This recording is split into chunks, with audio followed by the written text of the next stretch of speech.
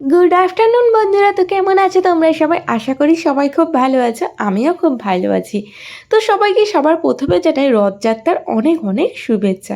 যদিও ভিডিওটি পোস্ট করতে একটা দিন দেরি হয়ে গেল, তো আজ ছিল কিন্তু আমাদের প্র্যাকটিসের ডেট। তো আমি কিন্তু তার জন্য আমার বাপের বাড়ির পাশে এক বোনকে নিয়ে এসেছিলাম। তো আমি ওকে বলেছিলাম যে আমি একটু সাজাবো, তুই কি রাজি আছিস? তো ও কিন্তু এক পায়েই রাজি হয়ে গেছিলো। আমি কিন্তু ওকে আগে থেকেই জানিয়েছিলাম কোনো প্রফেশনাল কেউ তোকে সাজাবে না, আমিই সাজাবো, খারাপ হলে কিন্তু কোনো রকম কিছু বলতে পারবি না। তো ও কিন্তু মনে কোনো রকম সংকোচ না রেখেই এক চান্সেই আমার কথাতে রাজি হয়ে গেছিলো। আর আজকে কিন্তু ওকে পুরোপুরি আমি নিজের হাতেই রেডি করেছিলাম, যদিও নিশাদি আমাদেরকে একটু একটু গাইড করে দিয়েছিল। সত্যি কথা বলতে কাল রাত থেকেই কিন্তু বলতে পারো আমার ঘুম উড়ে গেছে, কারণ যতই হোক আমি কিন্তু ফার্স্ট টাইম কাউকে এরকমভাবে সাজাচ্ছি। এর আগে যে কাউকে সাজাইনি এমনটা না, তবে কাউকে নর্মাল সাজানো আর মোটামুটি এরকম একটু লুক দেওয়া, দুটোর মধ্যে কিন্তু অনেক তফাৎ আছে।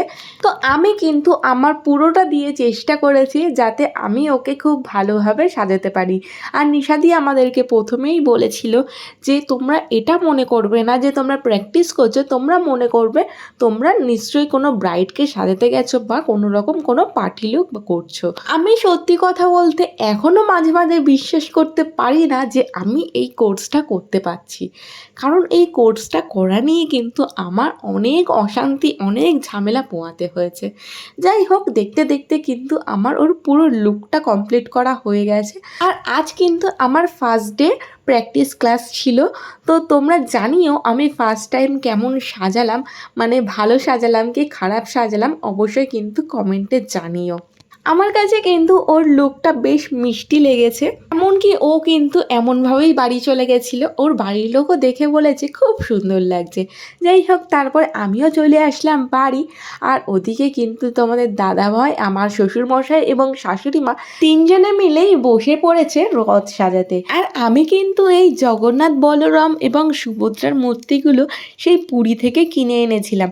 এগুলো কিন্তু নিম কাঠের তৈরি, এবং তার সাথে কিন্তু আমি জামা কাপড়গুলোও ঠাকুরের কিনে এনেছিলাম।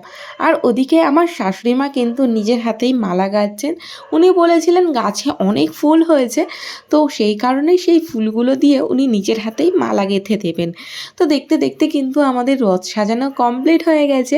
আর ওদিকে আমাদের তোজো চিনি দুজনেই কিন্তু রেডি হয়ে বেরিয়ে পড়েছে রথ টানবে সেই খুশিতে।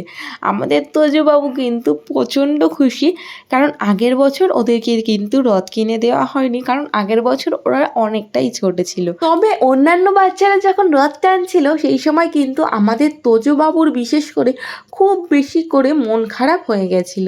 এই কারণে কিন্তু এবছর আরও বিশেষ করে রথটা ওদের কিনে দেওয়া হয়েছে। তবে তোজোচিনির রথ টানা দেখে আমারও কিন্তু ছোটবেলার অনেক কথা মনে পড়ে যাচ্ছিল। আমরা কিন্তু মোটামুটি অনেকটা বড় হয়েই রথ চালিয়েছি। তো রথ টানতে টানতে আমরা কিন্তু ঘ্যাসের মাঠ অবধি রথ নিয়ে চলে যেতাম, এবং সেখানে কোনো একটি বাড়ির মধ্যে সবাই মিলে রথ রাখতাম, এবং সেখানে রথ রেখে সেখান থেকে সেই রথের পয়সা নিয়েই আমরা কিন্তু মেলা ঘুরতে চলে যেতাম। সেই সমস্ত কথাগুলো মনে পড়লে এখন যেমন হাসি পায়, সেরকম কিন্তু কষ্টও লাগে। ছোটবেলাটা কিন্তু খুব তাড়াতাড়ি আমাদের কেটে যায়, রয়ে যায় শুধু কিছু খুশির স্মৃতি মনের মধ্যে। তো আমাদের তোজোবাবু এখানে বুঝেই পারছিল না যে তাকে সবাই যে পয়সাগুলো দিচ্ছে সেই পয়সাগুলো সে কোথায় রাখবে, একবার ওপরে রাখছে একবার নিচে রাখছে।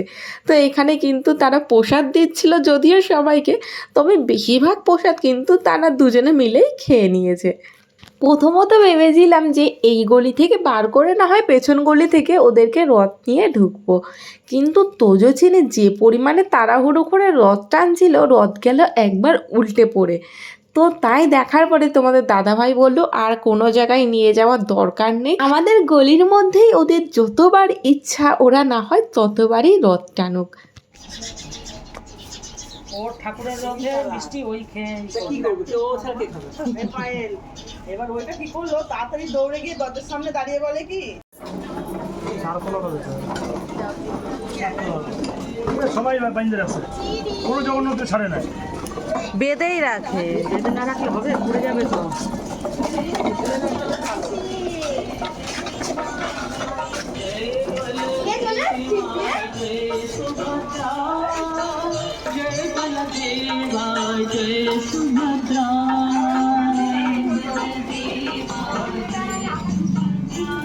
তো রথ চালানো তো কমপ্লিট, এবারে চলে আসলাম বাড়িতে।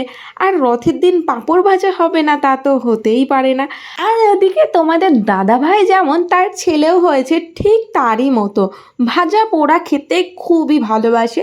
তো পাঁপড় প্রথমে আনার পরে সে তো প্রথমে দু হাতে দুটো নিয়ে নিলেন, কারণ তার ভাগের পাঁপড় সে কাউকে দেবেন না, পারলে অন্য কারোর পাঁপড়ের ওপর থেকে সে ভাগ বসাবে।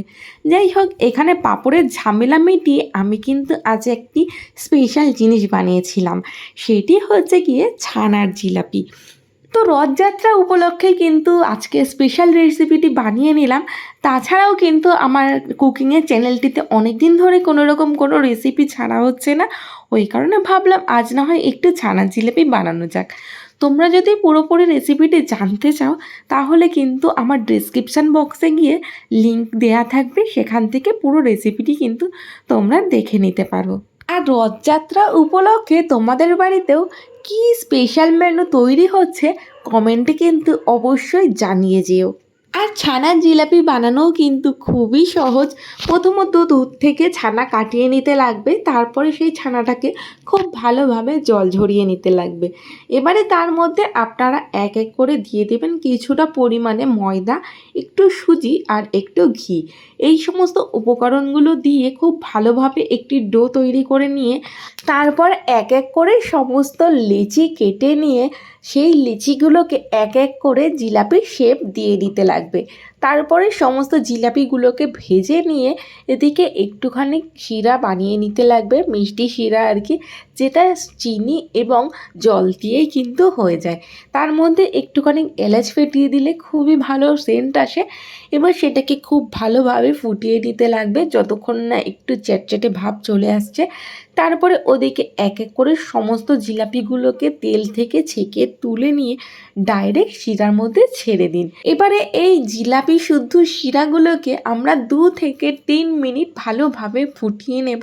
ফুটিয়ে নিয়ে কিছুক্ষণ 2 থেকে 3 ঘন্টা ঢাকা দিয়ে রেখে দিলেই কিন্তু রেডি হয়ে যাবে আমাদের ছানার জিলাপি, যেটি খেতে কিন্তু দোকানের ছানার জিলাপির ছাড়াও বেশি টেস্টি হয়, কারণ বাড়িতে কিন্তু আমরা কোনো রকম কোনো কিছু ভেজাল মেশাই না।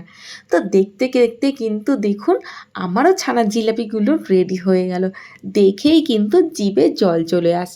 তো চলো আজকের ভিডিওটা তাহলে এই অবধি। ভিডিওটি ভালো লাগলে অবশ্যই একটু লাইক শেয়ার কমেন্ট করে দেবেন। যারা এখনও অবধি চ্যানেলটি সাবস্ক্রাইব করেননি তারা প্লিজ একটু চ্যানেলটি সাবস্ক্রাইব করে দেবেন, পাশে থাকা বেল আইকনটি অবশ্যই ক্লিক করে দেবেন, যাতে আমি আরও যা যা নতুন ভিডিও ছাড়বো সেই ভিডিও নোটিফিকেশানগুলো তোমাদের কাছে পৌঁছে যায়। তো চলো আজকের জন্য টাটা, সবাই ভালো থেকো, সুস্থ থেকো।